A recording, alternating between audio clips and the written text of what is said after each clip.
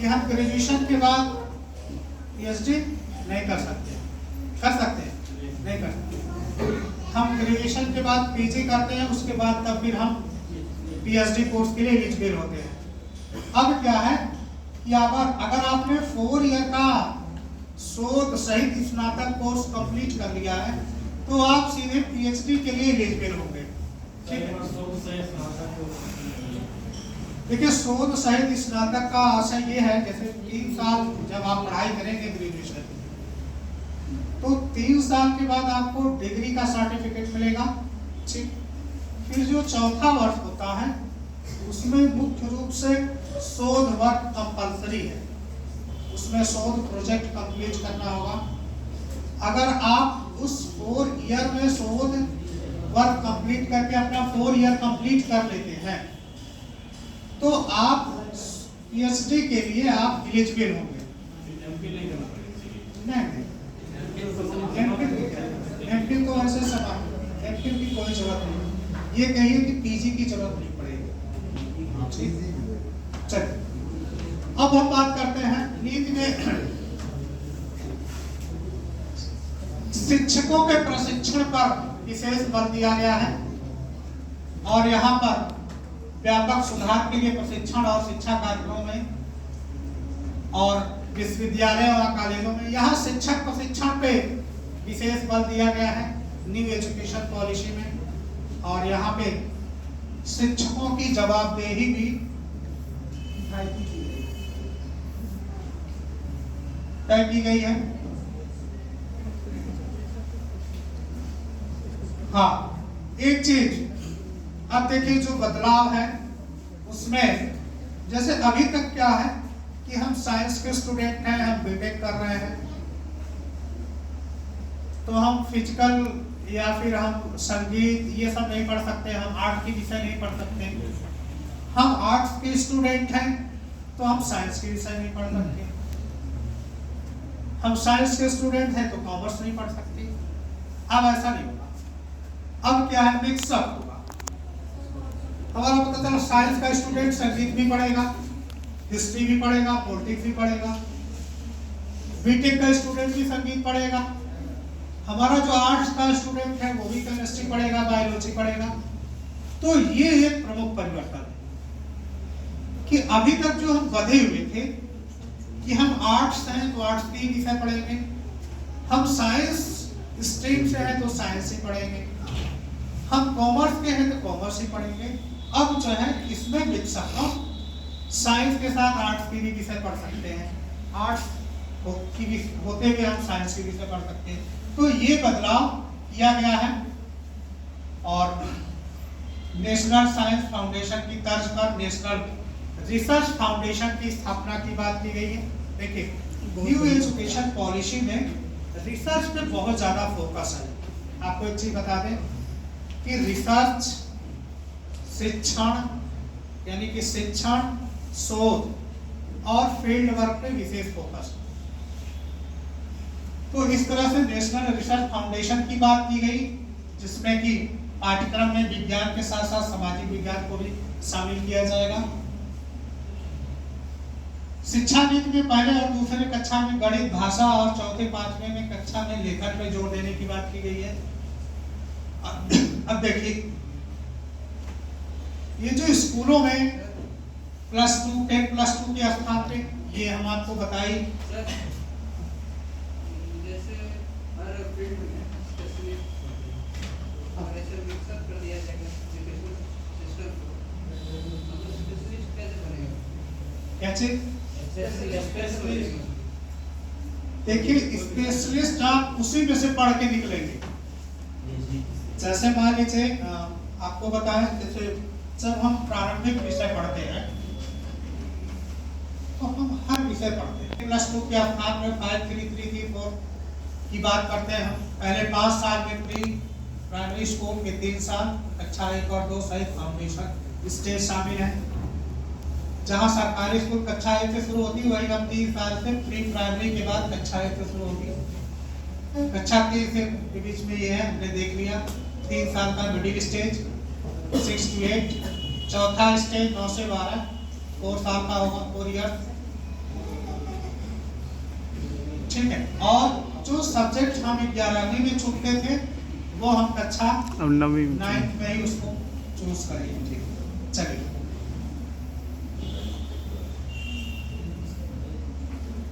शिक्षण के माध्यम के रूप में मातृभाषा हमने देख लिया, और इसमें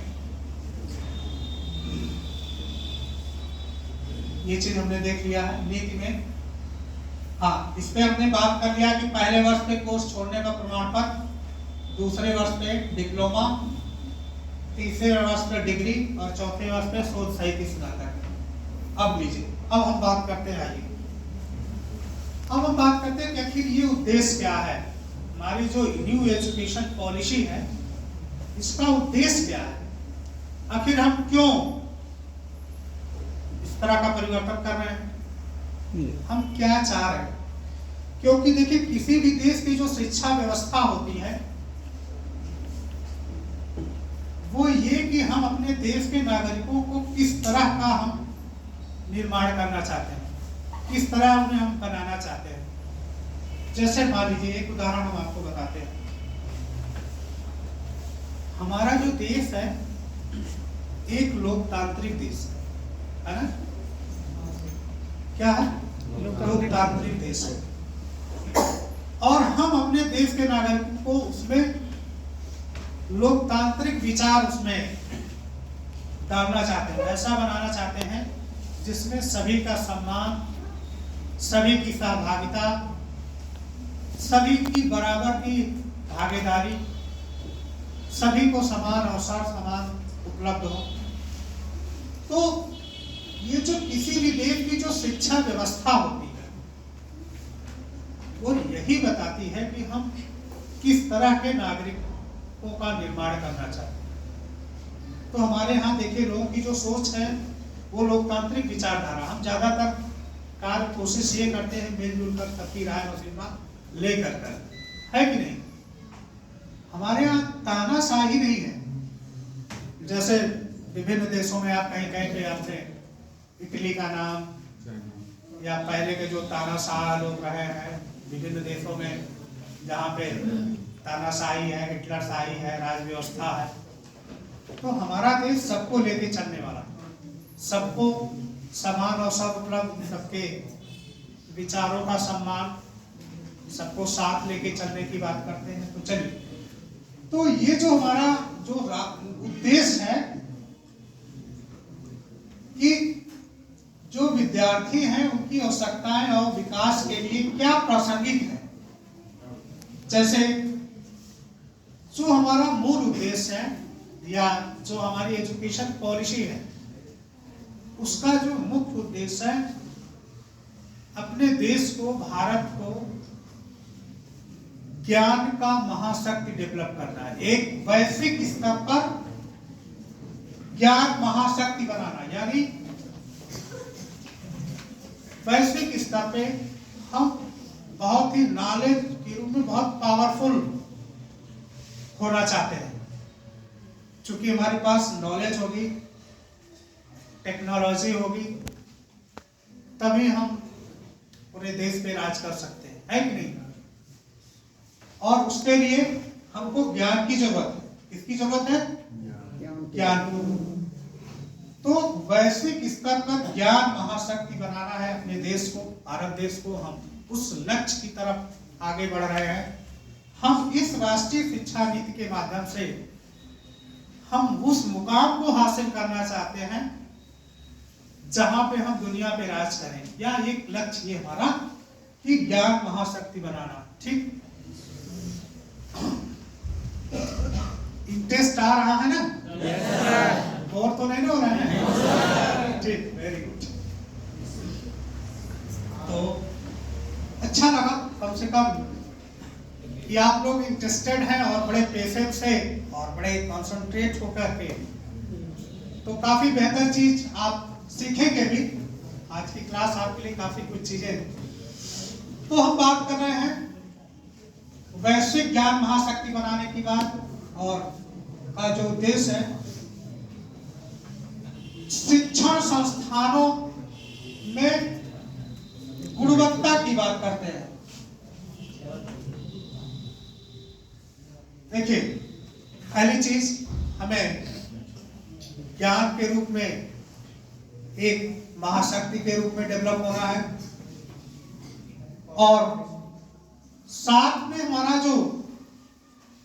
जो एजुकेशन होगी, हमारी जो शिक्षा व्यवस्था होगी, वो क्या होगी? गुणवत्तापूर्ण होगी।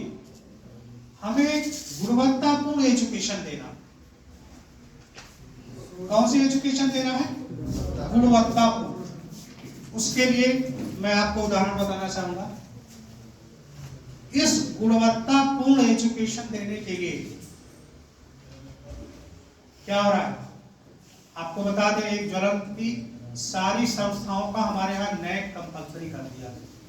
आप भी देख रहे होंगे, सुन रहे होंगे, अखबारों में पढ़ रहे होंगे, और खासतौर से हम टीचर ट्रेनिंग प्रोग्राम पे ही देखते हैं, या आप अखबारों में आप भी पढ़ते होंगे कि एनसीईटी ने नैक की मान्यता लेना कंपल्सरी कर दिया कि जिसकी नैक की मान्यता होगी वही संस्थानों का अस्तित्व रहेगा, वरना ताले बंद हो जाएगा। तो ये क्या ये गुणवत्ता की दिशा में एक बहुत ही महत्वपूर्ण प्रयास है कि अगर हम नैक की मान्यता करेंगे, नैक की मान्यता कराएंगे, तो संस्थानों में गुणवत्ता अपने आप बढ़ जाएगी। देखिए, बैठ जाती बता रहे हैं आपको। देखिए, नैक एक राष्ट्रीय नीति में रचनात्मक सोच, तार्किक निर्णय और नवाचारों पे फोकस किया गया। देखिए, हमारी जो न्यू एजुकेशन पॉलिसी होगी, इसमें हम क्रिएटिविटी पे जोर है कि बच्चे में रचनात्मक प्रतिभा का हम विकास करें, उसमें क्रिएटिव होगा। आप कुछ अलग सोचिए, कुछ अच्छा करिए, कुछ नया करिए। इसके लिए एटमॉस्फेयर क्रिएट किया जाए कि संस्थाओं में, देखिए, शिक्षक का सिर्फ ये काम नहीं कि सिर्फ आपको पढ़ाना, थोप दे कोई चीज। शिक्षक का कार्य है आपको उस तरह का प्रिपेयर करना कि खुद ब खुद आप आगे बढ़ सके। आपको एक एटमॉस्फेयर अवेलेबल कराना, आपको अच्छा करने के लिए प्रिपेयर करना, आपको मानसिक रूप से प्रिपेयर करना, आपको प्रेरित करना, आपको एटमॉस्फेयर उपलब्ध कराना, आपको कि आप बेहतर कर सकें, आपको गाइड करना। सिर्फ ये नहीं कि जो कोई चीज हम आप पे थोप दिए। तो इस तरह से हम रचनात्मकता की बात करते हैं, रचनात्मक सोच, तार्किक निर्णय और नवाचारों की बात करते हैं। नवाचार क्या? नए विचार को लाना, नवाचार। हम नए विचार लाना, नई विधियां, हम कुछ जैसे शिक्षण में ही आप की बात करते हैं। शिक्षण में अभी जो हमारी पारंपरिक शिक्षा पद्धति रही है, क्या है? हम आते हैं, अध्यापक आता है, लेक्चर देता है, आप सुनते हैं। तो इस तरह से वो चीजें भी पारंपरिक शिक्षा व्यवस्था से हट करके हम कुछ, मेरे ख्याल से आप में से कोई ये पुराने बैच के लोग हैं क्या इसमें? नहीं, मिथुन, वो पुराने बैच के लोग हैं क्या? सब नए। अच्छा, हमें लगा हम लोग बीएड सेकेंड ईयर के स्टूडेंट थे ना पहले वाले, हमें लगा आप सेकेंड ईयर के हो ना। ये देखिए, मैं इनका जो है एडमिशन हुआ था 18-20 में। अच्छा, एडमिशन इनका कैंसिल हो गया, फिर से एडमिशन करा था। अच्छा, देखिए हमने पहचान लिया। 17, 19, 18 दिन की बच्ची पहचान। हमने पढ़ाया है, तो कहीं कहीं पहचान लेंगे। अब नाम भले ना याद में आ रहा हो। चलिए, तो देखिए, हम नवाचारों की बात करते हैं कि हम जो शिक्षण अभी तक हम क्या है, अभी तक हम शिक्षण यही देखे हैं कि अध्यापक आता है, लेक्चर देता है, छात्र सुनता है, 40 मिनट बाद गया। नहीं, अब नवाचारों में क्या, हम स्टूडेंट को नई विधियों द्वारा कुछ नए विचार, कुछ क्रिएटिव तरीके से नई नई विधियों द्वारा शिक्षण देना, नए तरीकों से, चाहे उसमें नई टेक्निक्स का। अब जैसे ये क्या है, नवाचार द्वारा, नवाचार का एक बेस्ट एग्जांपल कि आज आप सारी चीजें आपके ऊपर देखें, इस इंटरेक्टिव बोर्ड पे सारी चीजें आपको उपलब्ध है। अभी हम सर्च करके जो भी मैटर की जरूरत हो निकाल लेंगे। ये क्या है, नवाचार है, शिक्षण में नवाचार।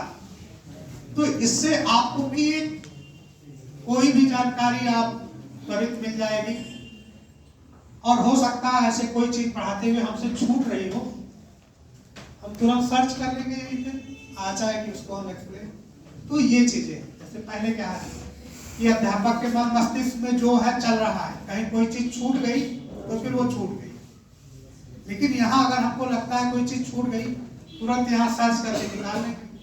तो ये सब सारी चीजें जो नए नवाचार हैं, या फिर आप लैंग्वेज लैब में देखते हैं, जो लैंग्वेज लैब में जो इंस्ट्रूमेंट है उसके माध्यम से जब आप शिक्षण कार्य होता है, या फिर और विभिन्न आप ओवरहेड प्रोजेक्टर है, आप स्लाइड प्रोजेक्टर है, आप इस तरह से जो शिक्षण कार्य किया जाता है, जो नए नए जो टेक्निक्स हम यूज करते हैं, नए नए विचार यूज करते हैं, नई नई विधियां, तो ये सब नवाचारों के अंतर्गत आएगी और इस पे फोकस है। तो इस तरह से इस पे फोकस है कि नवाचारों का प्रयोग कर हम बेहतर एक शिक्षण अधिगम प्रक्रिया हो, एक बेहतर शिक्षण हो, और बच्चों जो स्टूडेंट हैं वो ज्यादा से ज्यादा बेहतर सीख सके। ठीक है। अच्छा, अगर आपको थोड़ा बोरियत होगी, 2-4-5 मिनट के लिए पानी वानी पीने के लिए हम छोड़ सकते हैं, जब आपको लगेगा, नहीं तो हम कंटिन्यू चलेंगे। आप ये तो नहीं महसूस कर रहे हैं कि आके फंस गए क्या?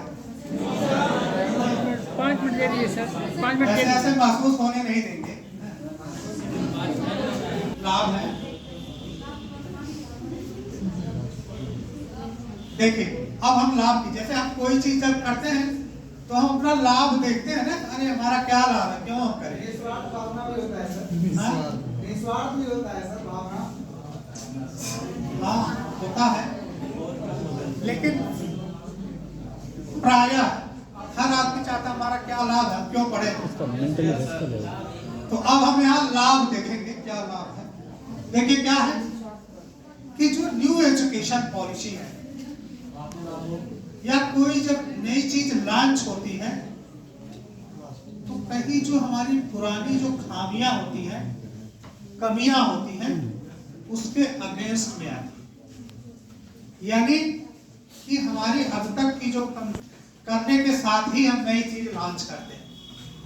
जैसे मान लीजिए कि आपको एक उदाहरण बताते हैं, हाँ ईयरफोन वाला बताते हैं।